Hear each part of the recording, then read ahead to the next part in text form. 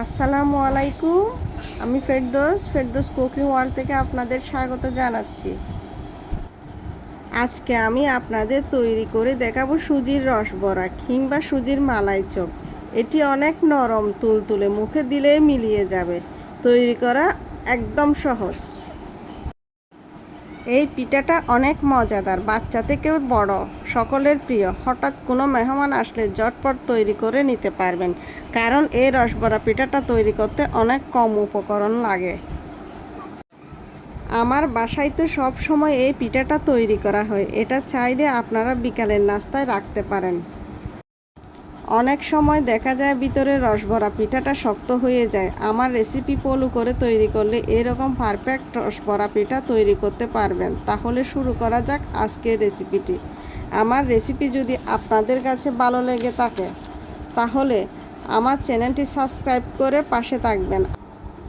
আমি প্রথমে কড়াইয়ে দুধ নিয়েছি 1 কেজি প্লাস হাফ কেজি, আর 2টি এলাচ দিয়ে দিয়েছি।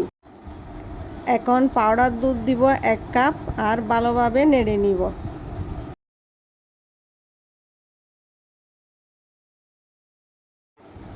যাতে মিল্ক পাউডারটা দুধের সাথে মিশে যায়। এখানে সামান্য পরিমাণে ইয়েলো ফুড কালার দিব, যাতে দুধে সুন্দর একটা কালার আসে। ফুড কালারটা দিয়ে ভালোভাবে নেড়ে দিব, যাতে দুধের সাথে কালারটা সুন্দরভাবে মিশে যায়। আমি এখানে হাফ কাপ চিনি দিব। আপনারা আপনাদের পছন্দ অনুযায়ী চিনি বাড়িয়ে দিতে পারেন। আর ভালোভাবে নেড়ে দিব। অন্যদিকে ফ্রাই প্যানে তেল গরম হতে দিব, আর চুলার আঁচ ছোট করে রাখবো। দুধগুলা নাড়তে থাকবো। বাটিতে 3টি ডিম নিয়ে হুইস্ক দিয়ে ভালোভাবে ফেটিয়ে নিব। এমনভাবে নাড়তে থাকবো যতক্ষণ না সাদাটে ভাব চলে আসে।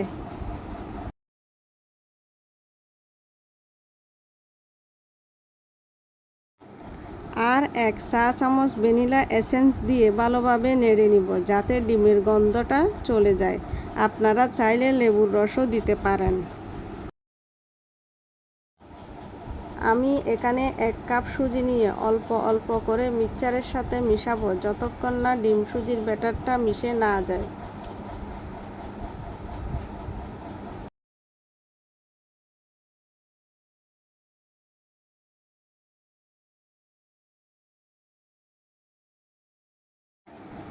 আমার এখানে 1 কাপ সুজি লেগেছে। সুজিটা এমনভাবে ডিমের মিক্সচারের সাথে মিশাবো যাতে কোনো লাঞ্চ না থাকে। আর সুজির থিকনেসটা এরকম হবে। এখন আমি কুসুম গরম তেলে সবগুলা মিশ্রণ ভেজে নিব অল্প আঁচে।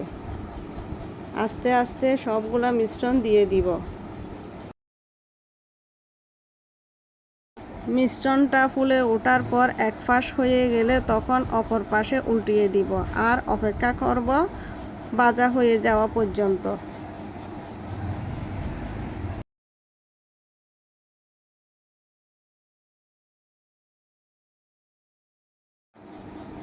দুধের মিক্সচারের সাথে পরিমাণ অনুযায়ী লবণ দিব, আর বড়াগুলা ভাজা হয়ে গেলে গরম দুধে দিয়ে দিব। আর নাড়তে থাকবো, সবগুলা বড়া দিয়ে দিব। আমার চিনির পরিমাণটা একটু কম মনে হচ্ছে, তাই সামান্য চিনি দিয়ে দিলাম। আর নেড়ে দিচ্ছি চিনিগুলা যাতে দুধের সাথে মিশে যায়।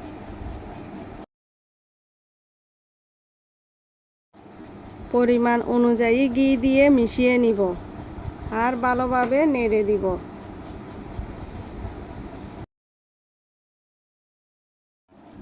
এখন ঢাকনা দিয়ে ডেকে মিডিয়াম আঁচে রান্না করব 10 মিনিট। 10 মিনিট পর চুলা বন্ধ করে রেখে দিব। 1 ঘন্টা পর নামিয়ে আপনাদের সাথে শেয়ার করছি। আপনারা চাইলে ফ্রিজে রেখে ঠান্ডা করে খেতে পারেন। মাশাআল্লাহ, আমার রসবড়াগুলো একদম পারফেক্ট হয়েছে, আর দেখতেও অনেক সুন্দর হয়েছে। আপনারা বানিয়ে আমার সাথে শেয়ার করবেন, আর আমার পাশে থাকবেন। আমার চ্যানেলটি সাবস্ক্রাইব করবেন, যাতে আমি নতুন নতুন রেসিপি দিতে উৎসাহ পাই। আসসালামু আলাইকুম।